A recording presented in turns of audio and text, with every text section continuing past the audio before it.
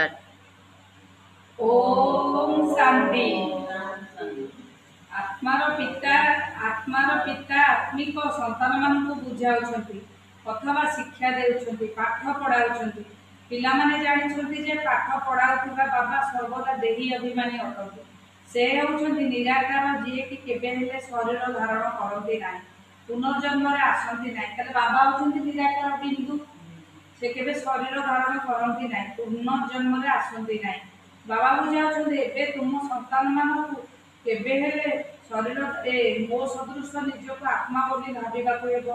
मु परमपिता अटे, परमपितांकर देह नथाए, ताकु देही अभिमानी मध्य कुआजिबो नाही। से होछंती निराकार। निराकार मतलब तांकर आकार नाही, से बिंदु तांकर आकार अछि। जेमते हमर भक्ति मार्ग रे मंदिर रे सब आकार अछि देवी देवताकर शरीर तांकर से बिंदु निराकार। बाबा कहते मोर निजर देह नहीं, तुमको तो जन्म जन्मांतर देह मिली आसुची। वर्तमान तुम मानक मो सदृश देह अलग हो निजको आत्मा भाविबाकु हेबो।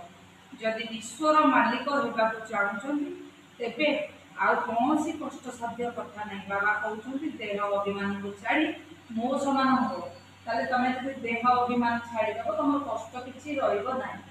आमे जो देहटा भावुचे संसार को आसिकी से कर्म करुचे, कष्ट करुचे, जंत्रणा अनुभव करुचे, जंजाल भितर आसुचे, परिवार भितर आसुचे, बहुत दुख सुख रोग पीड़ा होउचे।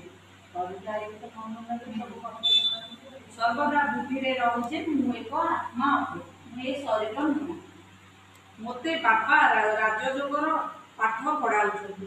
बाबा तो निराकार अटंती, सी आमको पाठ पढ़ाइबे किपरि। सेथिपाई बाबा एही शरीर रे आसी पाठ पढ़ाउछंती। गोमुख देखाउछंती ना, तेबे गोमुखरु तो गंगा बाहरी पारिबो नाही। माता मध्य गोमाता बोली कुआ जाय। तुमे समस्ते गाई अट, एही ब्रह्मा तो गाई नुहति। ब्रह्मा मुख द्वारा ज्ञान मिलुछि, बाबांकर गाई तो नाही ना, ताकु बलद उपरे सवारी हेबार देखाई। सेमाने तो शिव शंकर को एक बोली कही देइछन। तुमे संतान माने आज शिव शंकर एक नुहति। शिव तो हेउछंती श्रेष्ठ श्रेष्ठ, ताको परे पुनी ब्रह्मा विष्णु शंकर। ब्रह्मा हेउछंती सूक्ष्म लोक निवासी। तुम मानक विचार सागर मंथन करी पॉइंट्स बाहर करी बुझाइबाकू पड़ुछि। आउ तुम मानकर निर्भय मध्य हेबाकू पड़ुछि। तुमे संतान माने ही खुशी रे अछ। प्रकृତରେ